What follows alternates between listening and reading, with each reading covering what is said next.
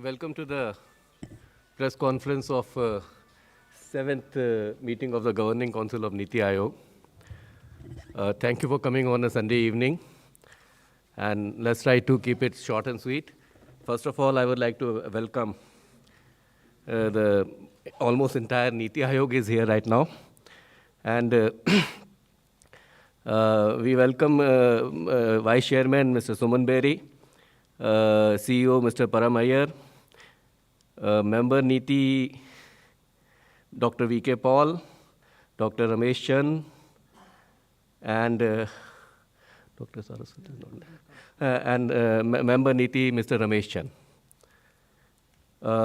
We are doing this press conference strictly on the meeting that took place today, and we'll try to restrict the questions and the discussion to that meeting entirely.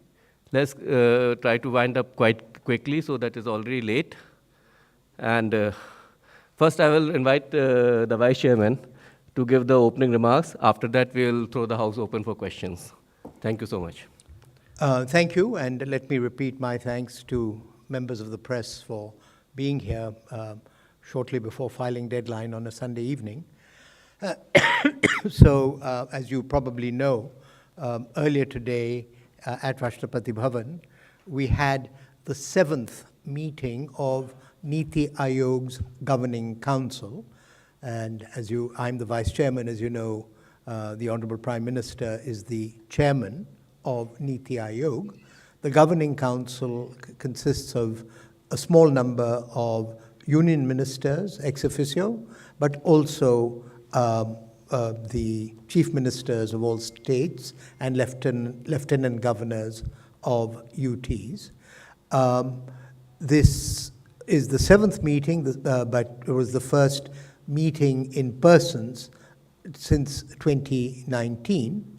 What was special, I would say, about this meeting, other than that, there was a new CEO, my colleague Parameswaran and myself, is that a great deal of preparation went into developing the agenda as a cooperative exercise between officials of the states and officials of the union ministries under the general leadership of the Cabinet Secretary. This led to a meeting which was hosted by NITI Aayog in Dharamshala, but in the presence of the Prime Minister, to develop a deeper agenda on 4 specific issues that the 6 months of discussion had generated. Those 4 issues were crop diversification and achieving self-sufficiency in pulses, oilseeds, and other commodities. The national education policy at 2 levels, at the school level and at the higher education level, and urban governance. So with that very specific agenda, many of those attending from the states had submitted written submissions, which they then spoke from at the meeting itself. Opening the meeting, the Prime Minister made some important points about India post-COVID, about the year ahead, and about his both pride in and expectations from the meeting.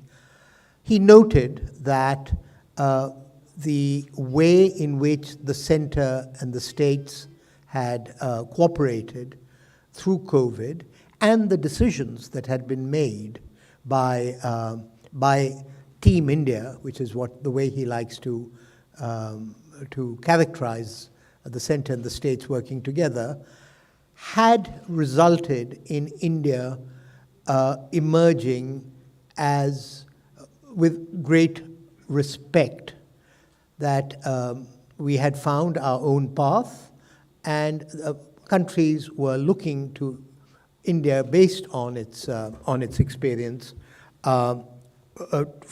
as some kind of a role model.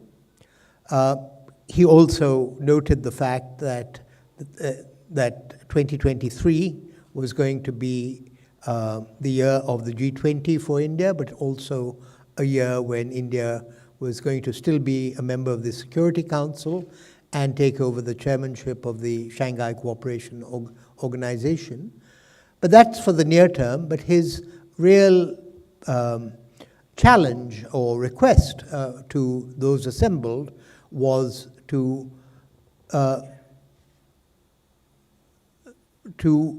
raise their sights in this Amrit Kal to what India should aim to become in 2047, the 100th year of our independence.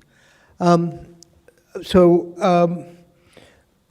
think I'll stop there for now and ask CEO whether he'd like to add something more specific, and then the honourable members before we open it up to questions and answers. Padam? Thank you, and good afternoon to everyone. And I can see many old friends here, so nice to be back. So like the VC said, just to add that I think there was a very good interaction where the chief ministers and lieutenant governors, presented best practices from the states on these 4 themes, but also on other matters which were important for the state. So it was a very fruitful interaction, and there was also some presentations by the education minister on the new education policy. The foreign minister spoke about the importance of G20 for the states. And we also had the commerce minister talking about the importance of exports and encouraging the states to step up their efforts. So all in all, I think it was a very fruitful meeting, and I think the VC has summarized it very well, so we'll be happy to take any comments or questions.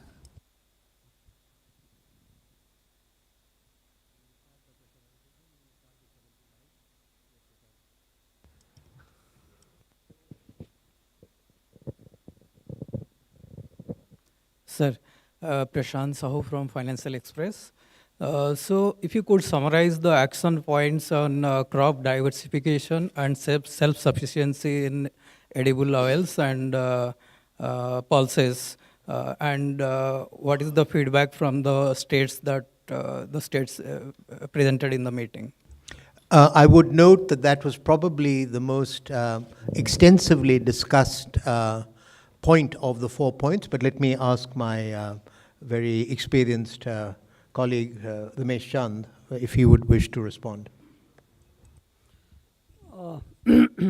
As already mentioned, first Prime Minister expressed the importance of agriculture diversification and why we need to be self-sufficient, especially in edible oil. So he mentioned that we are importing edible oil worth 1 lakh crore of rupees.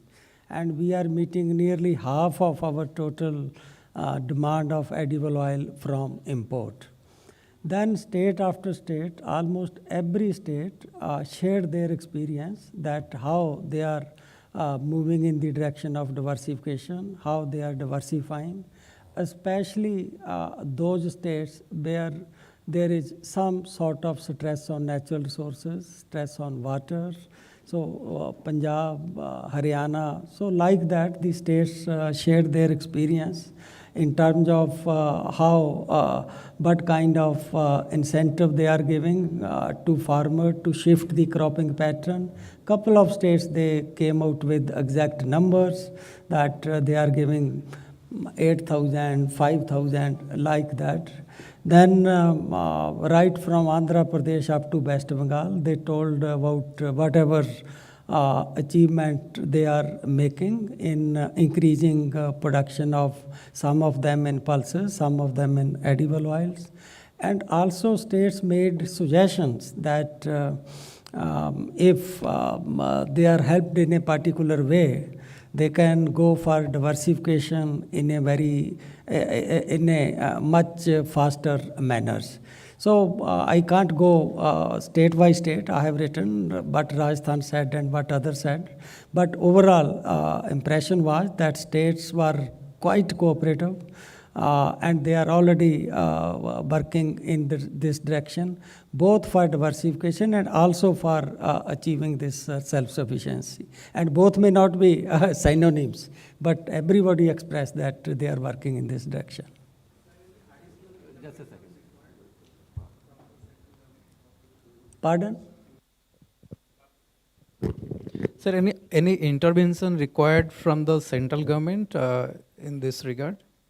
One of the rather two states they just mentioned about making MSP for pulses and oilseeds effective. And I have also noted that Rajasthan Chief Minister also expressed that if Rajasthan get better irrigation in 13 districts, they can spread area under mustard in a very big way, and that will also help in achieving self-sufficiency. The states also talked about, particularly Northeast, how they were expanding area under oil palm cultivation. Like Arunachal Pradesh, they have a target of 40,000. So this year they are bringing 4,000 hectare under this. Similarly, Tripura and like that. So mainly the demand which came was that MSP in case of pulses and edible oil need to be made more effective. Thank you, sir. Sir, I have a couple of questions.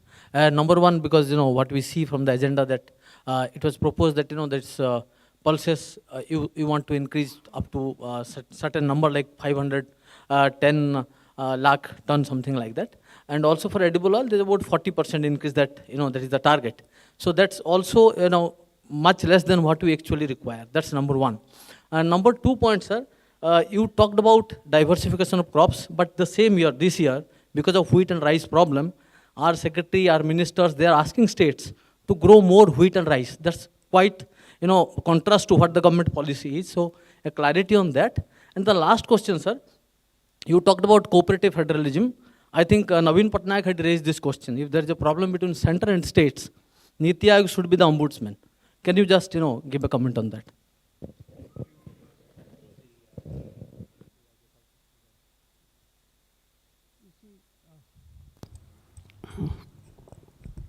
As far as pulses are concerned, if you look at data for last 5-6 years, we have made substantive progress in increasing production output of pulses. And in fact, we are exporting little bit pulses also, and we are importing some pulses. In the case of pulses, we are now deficit only in masur and to some extent in arhar. In the other kind of pulses, we are very close to self-sufficiency, and it has happened because last 5 years, there is a big increase in production of especially chickpea, chana.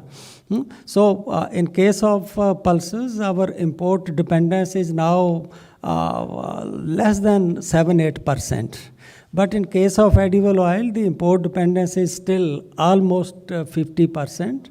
So that's why independent mission on palm oil, other oil seeds, the situation in case of oil seeds is quite serious as far as dependence on import is concerned.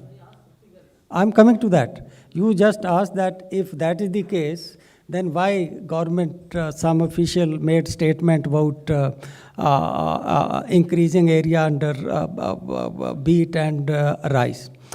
In the case of beet, we had surplus of 10%. If some shock happened, beet and rice are also staple crop. If there is a very serious shock, which was the terminal heat during the month of April this time, because of which there was a decline in beet production of 6 million ton, and Government of India gave double the quantity of what was the normal kind of PDS requirement. We started Pradhan Mantri Garib Kalyan Yojana, under which PDS was almost doubled. So that resulted in giving almost more than 60 million ton of wheat and rice in PDS. Dr. Chand, I would say that this was, somewhat extraneous to what happened at the meeting, so maybe they could take it offline. Yeah. But your second question was on the role of NITI. You used the term ombudsman. That's not the term that I think is appropriate. I think, though, we have certainly tried to be something different, an intermediary and an honest broker. Both CEO and I are new. Let me ask Dr. Paul, in a sense, of how up till now NITI has attempted to be helpful. You mentioned the case of Odisha. I think you've had some experience of that. Well, very briefly, the mandate of NITI includes cooperative federalism as well as competitive federalism, among other few mandates that are enshrined in the order that constituted the NITI Aayog.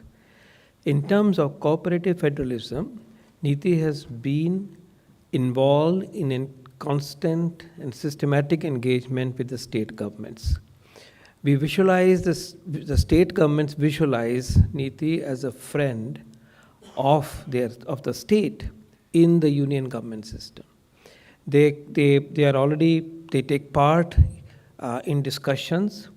They look upon us to solve some of their pending issues, some facilitation that is required at times for ministerial decisions and making the pitch for the stand of the state. The decisions are taken on merit, but as the Honorable Vice Chairman said, as an honest broker. So we like to see ourselves as a bridge between the state governments and the union government in an honest way. At the same time, we also believe that we can play a role. Since we are a think tank, we get voices and ideas from all sources, all types of stakeholders. We have ideas to offer to the state governments in specific sectors where they may be ideating about how to improve that particular sector, economy, agriculture, Aayush, health, and so on. And there an exchange of views from the capacity available to the NITI Aayog with the state government is also helpful. So it's a two-way traffic that has already been going on, and we look upon the emerging phase of NITI Aayog to strengthen this systematically and deliver on that. Which is what I'd like the CEO who has been leading this initiative. Do you want to talk a little bit about how we see the way ahead? Yeah, and just to come back to today's meeting, the Honorable Prime Minister made it very clear that this is a very collaborative relationship, and the states have a critical role to play in the development of India.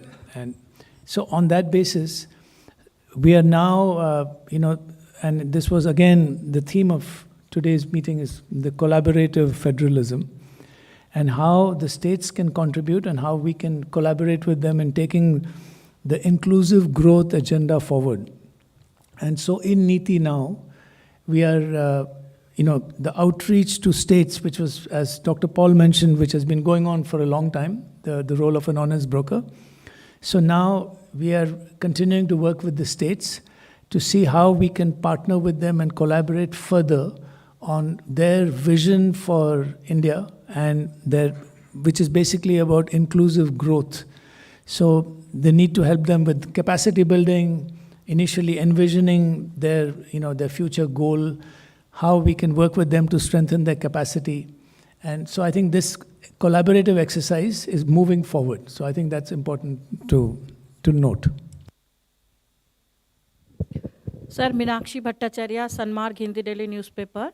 Sir, मैं जानना चाहती हूँ कि ममता बनर्जी हमेशा कई बार कहते रहते हैं कि केंद्र से उन्हें सहायता नहीं मिलता जो जितना उनको चाहिए, तो इस बार उनका क्या सजेशन था या कुछ कंप्लेन था उनका? शायद मैं सीईओ से, क्योंकि मेरी हिंदी इतनी बढ़िया नहीं है। हाँ, ममता बनर्जी उपस्थित रही। उन्होंने अपने स्टेट के बारे में, जो स्टेट्स के इश्यूज थे उनके बारे में उन्होंने बोला, और जो G20 के बारे में, जिसके बारे में प्रधानमंत्री और फॉरेन मिनिस्टर ने कहा कि स्टेट्स के क्या अपॉर्चुनिटीज़ होंगे, अपने स्टेट्स के प्रोग्राम्स और बेस्ट प्रैक्टिसेस को हाईलाइट करने के लिए ममता बनर्जी ने उसको वेलकम किया। उन्होंने कहा कि West Bengal will come forward to showcase its achievements, और उन्होंने बाकी कुछ जो इश्यूज अपने स्टेट्स के बारे में जो उन्होंने उठाया, I think there is a written statement as well which will be happy to share with you. Asif साहब, मैं एसएम आसिफ, इन दिनों से मेरा सवाल ये है कि जो मुख्यमंत्री आए थे उन्होंने एजुकेशन पॉलिसी पर कोई डिस्कशन किया क्या?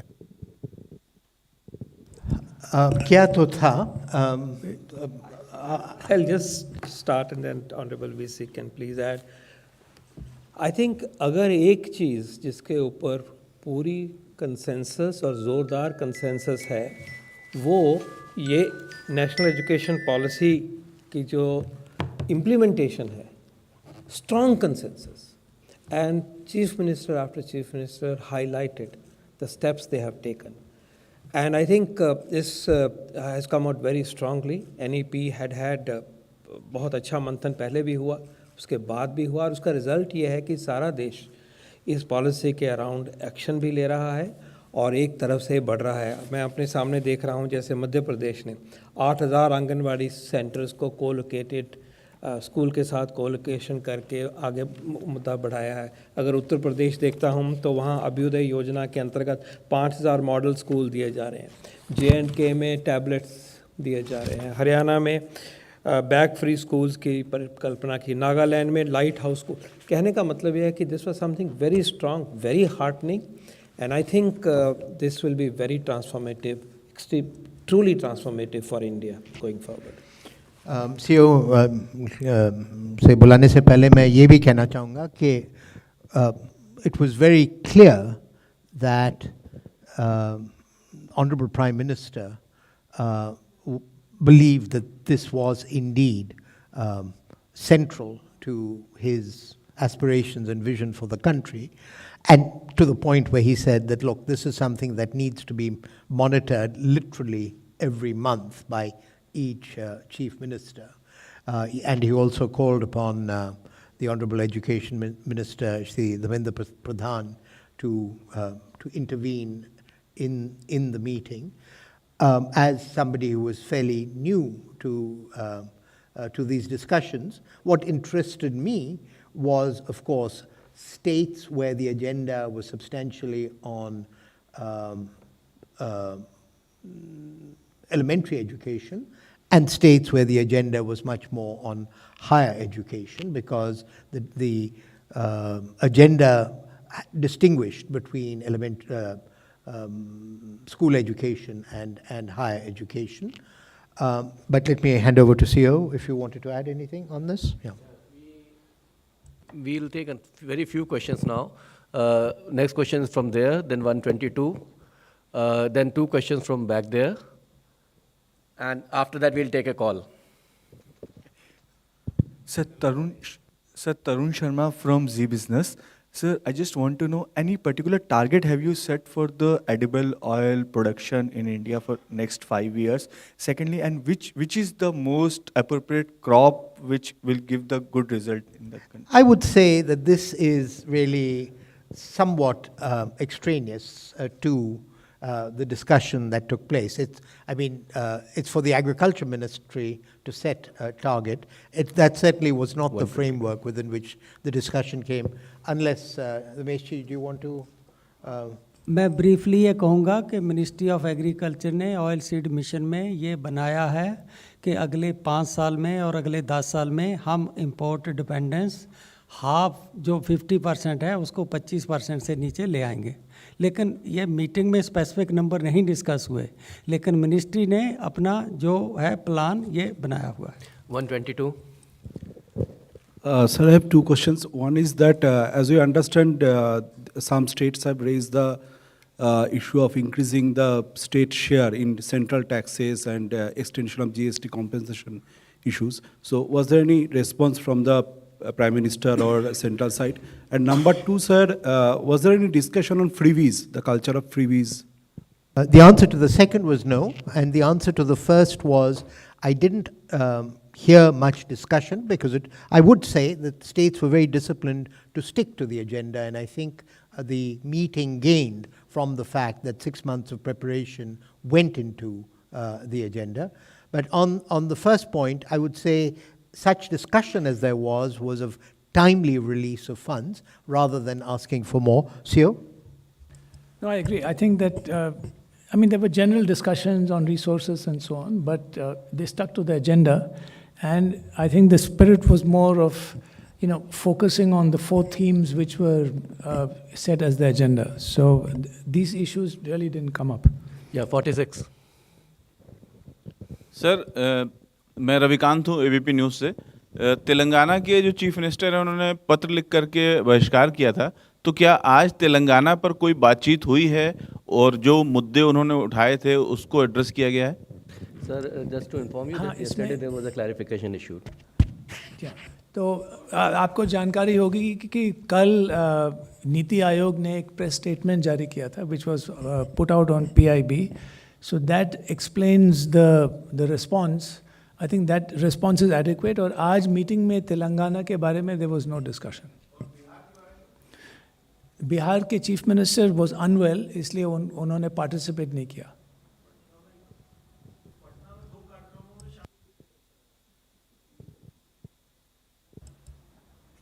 ये आगे दीजिएगा, last question. Hello sir, urban governance पे कोई बात हुई थी? Because that was one of the agendas that was listed, right? Urban governance reforms and taxes. Well, I think before I ask any of my colleagues, none of whom is a specialist in this area, I can only repeat what Honorable Prime Minister said at the beginning, and to some extent said also in the context of G20. What he said at the beginning is urbanization is going to be a reality, going to be a fact. There's nothing you can do about it. You can do it well or you can do it badly, but this is a train coming at you. Because there is a lot in the written statements, we in NITI, because these written statements arrived fairly recently, will spend a lot of time. Certainly, there was a very detailed discussion at the Chief Secretary level in Himachal, in Dharamshala, I should say. Again, I think this is one issue where there is rightly a great deal of heterogeneity, between states, between the Northeast states on the one hand and those states who are present, which have large urban populations. I think the most detailed discussion was probably in the statement by Gujarat, is my recollection. But would anybody want to add to that? I think you clarified well about how the Prime Minister spoke of the importance of urbanization and urban governance in particular, service delivery, infrastructure. Urbanization is taking place, as the VC mentioned, and he put out that it was really important for all the states to focus and build on the agenda which was already discussed at the Chief Secretary's conference. So urbanization was one of the important themes discussed today. Sir, as this is last one, absolutely last one, 76. After that, we are not in a position to take any questions. Hello, sir. This is Rishi from the Hindu Business Line. Was there a discussion on municipal finances? And if there was there also a discussion related with municipal bonds? They have not taken up as they was intended. So if there was a discussion on this, what was the nature of discussion on municipal bonds? And what was the nature of discussion on municipal finances? I would repeat what I said. In skimming what had come in from the states, there was reference in some of them to municipal finances, not particularly to municipal bonds.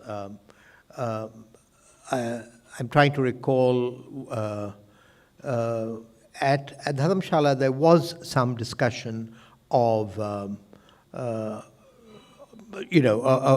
financial instruments and what that would take. I don't know whether anybody else recollects from the discussion today. No, I think today the discussion was more on broader urban governance and the need to improve that, but as well as, and that included everything, including infrastructure, service delivery, how do you deal with that? But the details of municipal finance and municipal bonds was not discussed today. Thank you very much, sir. This brings us to the closure of the press conference. Press release has been uploaded on PIB website. PM's speeches are not there because they were not open.